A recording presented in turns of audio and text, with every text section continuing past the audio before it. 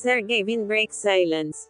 Inaakusahan ng exploitation, ano ang totoo sa controversial na slide video? Pinag-usapan ang video. Inulan ng batikos. Ngayon, nagsalita na si Sergey Vin.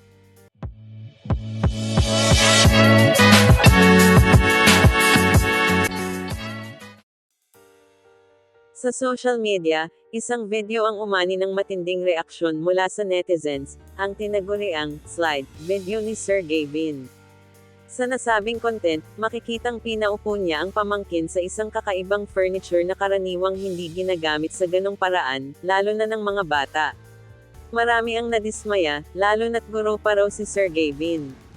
Ayon sa isang concerned netizen, teacher ka pa man din, pero parang walang pinag-aralan.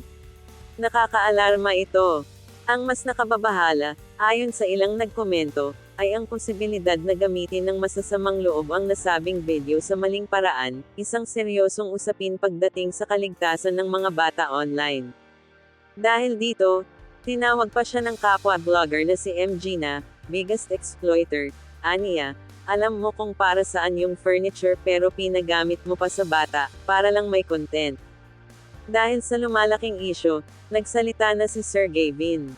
Sa kanyang video apology, buong pagpapakumbaba siyang humingi ng tawad sa mga nasaktan at nadismaya sa kanyang ginawa. Aminado siyang mali ang desisyon niyang i-upload ang video. Lahat po ito ay magiging malaking aral sa akin, sabi niya. Ang video ay agad ding binura mula sa kanyang page. Sa kabila ng lahat, maraming netizens ang nagsabing sana ay magsilbing babala ito sa lahat ng content creators, hindi lahat ng nakakakuha ng views ay dapat gawin. Lalo na kung bata ang nasasangkot, mas dapat tayong maging responsable.